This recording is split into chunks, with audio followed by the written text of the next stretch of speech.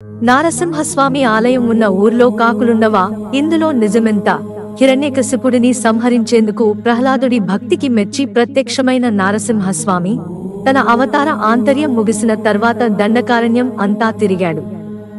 అలా స్వామివారు అడుగుపెట్టిన ప్రతి అణువు పవిత్ర ప్రదేశంగా మారింది. స్వామి స్వయంభూగా వెలిసిన క్షేత్రాలు తెలుగు రాష్ట్రాల్లో ఎన్నో ఉన్నాయి. కొండల్లో మీసా దేవుడిగా, పొలిమేరల్లో చల్లని చూపులు ప్రసరించే దైవంగా, వనాల్లో, పట్టణాల్లో భక్తుల కోర్కెలు తీర్చే కొంగు బంగారంగా పూజలందుకుంటున్నాడు. దేశవ్యాప్తంగా నారసింహ క్షేత్రాలున్నప్పటికీ తెలుగు రాష్ట్రాల్లో ఉన్న ఆలయాలు మరింత ప్రత్యేకం. ఈ దేవాలయాల్లో వేటి ప్రాశస్త్యం వాటిదే అయినప్పటికీ నారసింహ స్వామి కొలువైన ఊర్లో కాకులుండవు అనే ప్రచారం ఉంది. ఇది నిజమా? అవును, కాదు అని సమాధానం చెప్పాలి. ఎందుకంటే నృసింహస్వామి కొలువైన కొన్ని ప్రత్యేక క్షేత్రాల్లో కాకులు లేవన్నది నిజమే. అయితే ఇది అన్ని క్షేత్రాలకు వర్తించదు. కాకులు కనిపించని నారసింహ క్షేత్రాలివే: యాగంటి ఉమామహేశ్వరాలయం, ఆంధ్రప్రదేశ్ రాష్ట్రం కర్నూలు జిల్లా యాగంటి దేవాలయం ప్రాంగణంలో కాకులు కనిపించవు. దీని వెనుక ఓ కథ ప్రచారంలో ఉంది. వాస్తవానికి ఇక్కడ వెంకటేశ్వర స్వామి విగ్రహం ప్రతిష్ఠించాలి అనుకున్నాడు అగస్త్య మహాముని. ఆ విగ్రహం బొటనవేలు విరగడంతో తన తప్పిదం తెలుసుకునేందుకు తపస్సు చేసిన అగస్త్యుడికి కాకులు తపోభంగం కలిగించాయి. దీంతో ఆగ్రహించిన మహాముని ఆ ప్రాంతంలో ఒక్క కాకి కూడా కనిపించకూడదని శాపం ఇచ్చాడు. ఫలితంగా యాగంటి ఆలయం సమీపంలో కాకులే కనిపించవు. అయితే కాకి శని దేవుడి వాహనం. అందుకే కాకుల్ని నిషేధించిన ప్రాంతంలో తానుండను అన్నాడా శనీశ్వరుడు. అందుకే ఆ ప్రాంతంలో కాకులు కనిపించవు.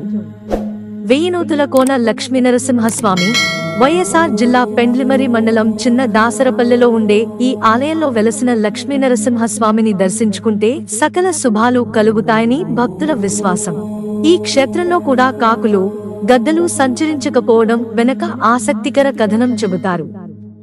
శ్రీరాముడు సీతా సమేతంగా వచ్చి సేదతీరుతున్న సమయంలో కాకాసురుడు అనే రాక్షసుడు సీతాదేవికి నిద్రాభంగం చేశాడట.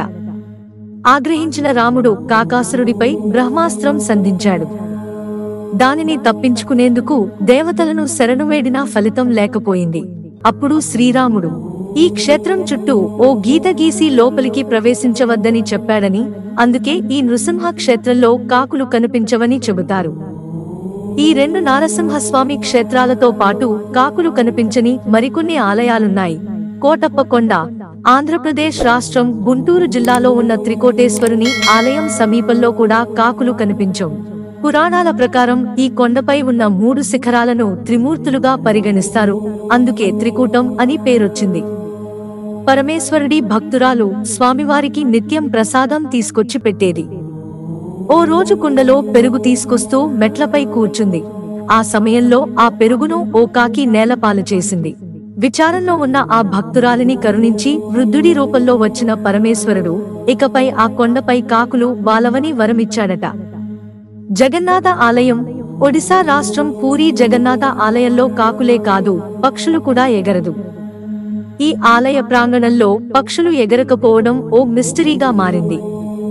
దీంతో పాటు జగన్నాథుడి ఆలయంలో చాలా మిస్టరీలున్నాయి.